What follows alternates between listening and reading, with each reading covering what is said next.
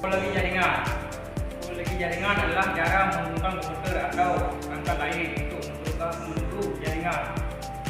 Topologi jaringan menggambarkan hubungan geometris antara unsur data jaringan seperti link, node, dan sebelum. Topologi jaringan dapat menggunakan kabel atau kabel. Pemulihan topologi jaringan biasanya didasarkan pada skala jaringan, biasanya daya tujuan dan penggunaan. Topologi jaringan memiliki beberapa manfaat, di antaranya mengatur hubungan, menentukan rute data, meningkatkan keamanan jaringan, meningkatkan efisiensi, dan lainnya mendatang.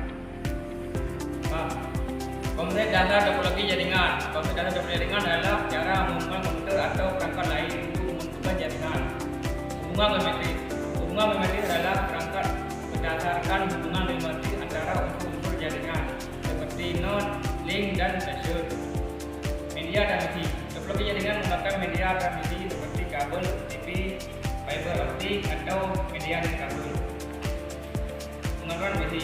Topologi jaringan mencakup pengaturan visi seperti pengadaan kabel dan perangkat keras yang menunjukkan aliran data dalam jaringan.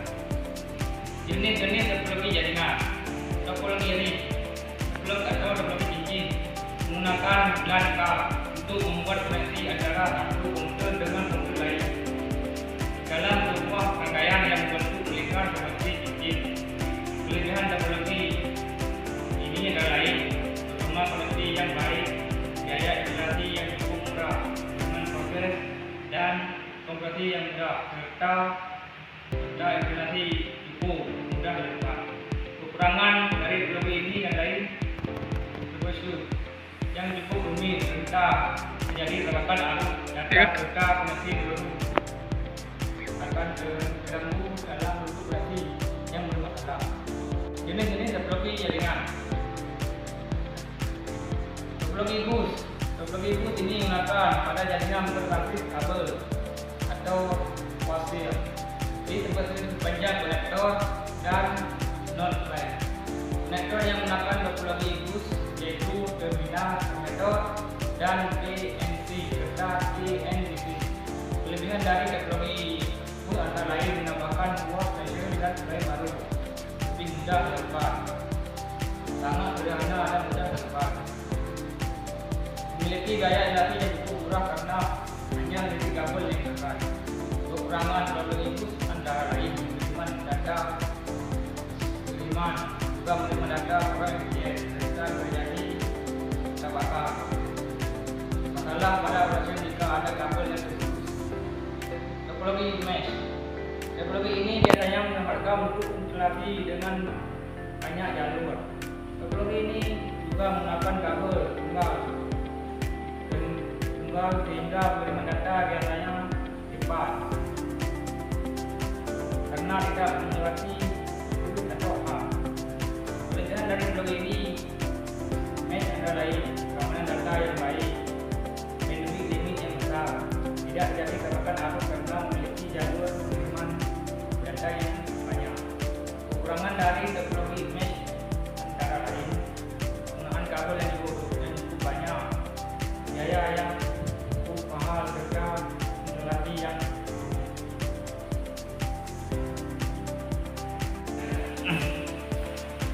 Topologi start menggunakan switch atau hook agar bisa terkoneksi dengan lain. Antara berbagai jenis topologi start adalah yang paling sering digunakan. Kelebihan dari topologi start adalah jika ada masalah pada lain, jaringan tetap akan berjalan dengan baik. Kekurangan dari topologi start, biaya yang terlalu mahal serta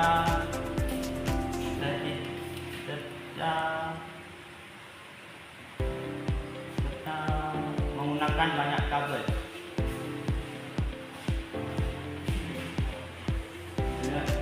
Jika ada masalah pada lain, jaringan tetap berfungsi dengan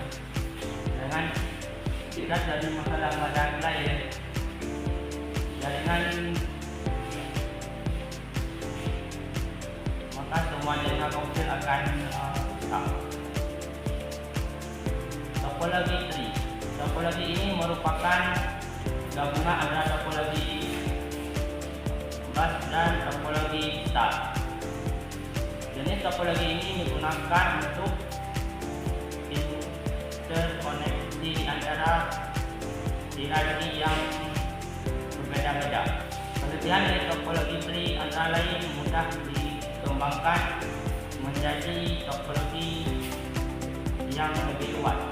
Kekurangan dari topologi tree antara lain memiliki biaya instalasi yang cukup mahal karena banyak menggunakan kabel. Jenis topologi peer-to-peer. Topologi ini cukup sederhana karena yang dihubungkan hanya di luar komputer dengan satu kabel. Kelebihan dari topologi peer-to-peer antara lain adalah biaya instalasi yang murah dengan instalasi yang mudah, serta setiap komputer memiliki kanal sebagai klien.